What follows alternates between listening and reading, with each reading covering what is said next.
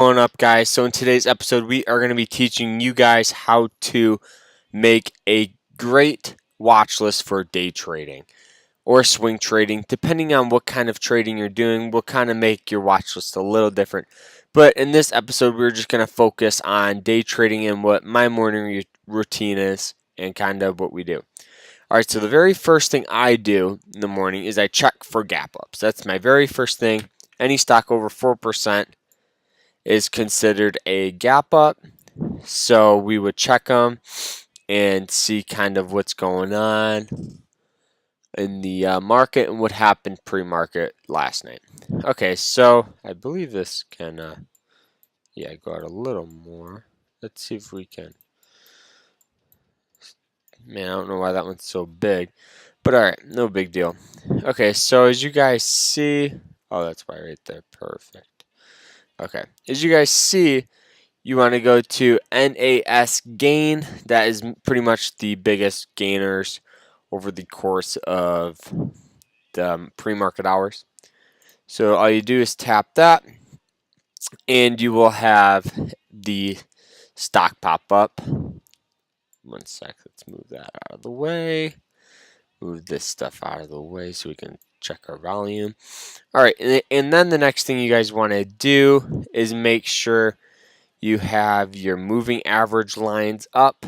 And on SureTrader, whoops, let's kind of move me back up. On SureTrader, how you do it is you left click, you go to Steady Configure, and you have the moving average 90. I use the 90-day as blue, and then I do the 200-day on yellow.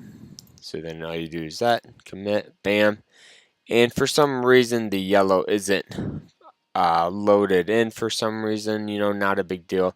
Because we can kind of see that it broke over the 90-day moving average, and that's what we want to see. We want to see those stocks breaking out of resistance and have the biggest potential to move up. Because if let's see if we can find one with the moving average. Let's see. I think this one is. Okay. Hold on, let's see. Okay. So this stock is a gap up. Here, we're just gonna start it. And you see how the moving average lines play a crucial role into day trading the stock, because it's gonna hit these moving average lines and it's gonna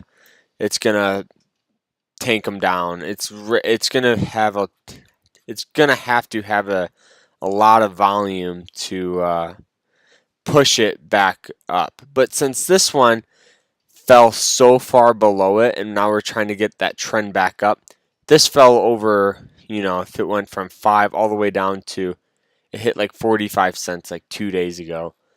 But since then, that stock, you could do a reversal or, some type of other strategy that you don't need the moving average lines. So that's why I always check the moving average lines, just to make sure that there's going to be no resistance, because I want those stocks to have a tremendous push forward, such as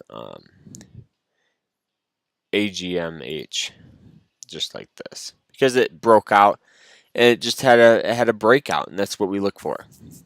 Okay, so we want to check our gap ups. We want to just kind of go through the list here. So you just want to pull them up. We check this one. This one seemed good. And if that's okay, so the pre-market is normally down here where the volume's less. So let's draw a horizontal line. And what I do is I always like to just, for pre-market, draw out the resistant area. And so when you get this stock, hold on, I know I'm going the wrong way, but so as we get this stock right here that breaks out of that resistance, that would be a beautiful entry along this consolidation right here. Because as you see here, we're getting some buyers, not a lot of sellers. I mean, we got a decent amount of sellers there, but it instantly hit that resistance where we already bought in, and it's going to continue to move up. So that's what I always do is I check, and on my 1 minute chart, I have the VWAP up and nothing on my 5 minute over here. This one I mostly use for trend line drawing. So let's see. This is what I do. You click this little drop down arrow, trend line, and you just find the lows of all the big candles. So like that, kind of like that. Yeah, so like that, just to get a rough idea of kind of where that stock's going. And where if you miss out on an opportunity and you draw the trend line, like right, if we drew this and it stopped right here, a good entry we could get in is right around $24. So that's what I normally do.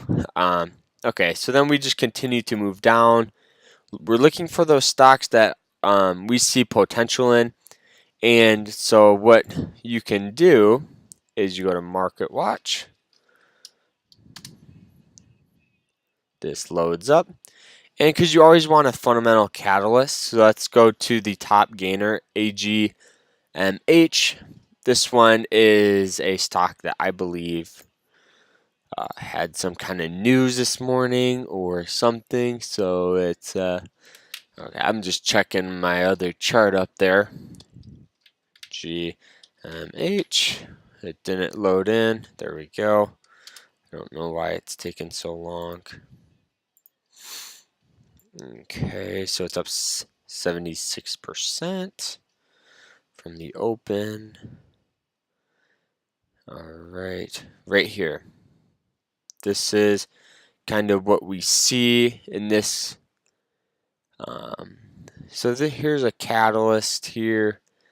It gains after plan to start asset management unit in Hong Kong.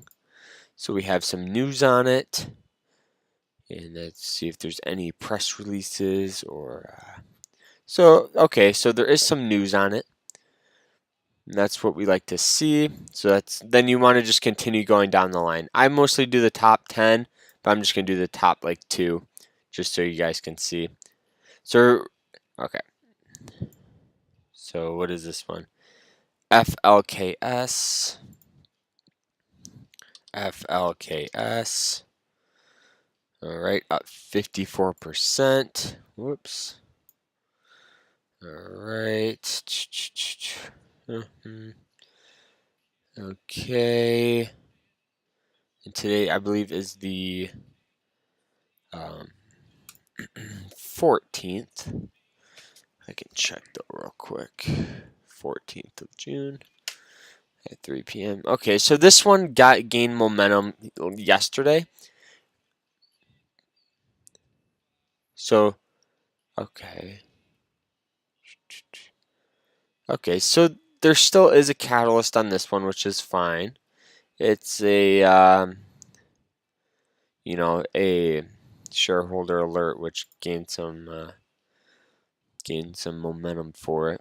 So I normally do that for the top 3, and I always want to make sure I can find good entries pre-market. So, and what I normally do is I mark out those highs so I can hop in at pre-market highs during the course of the trading day.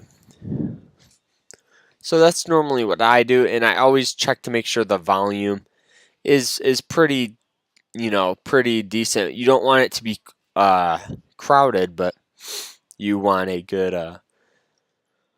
you get a number of people, because volume always pushes traffic on low float stocks. So, sorry, my backdrop's kind of moving a little bit.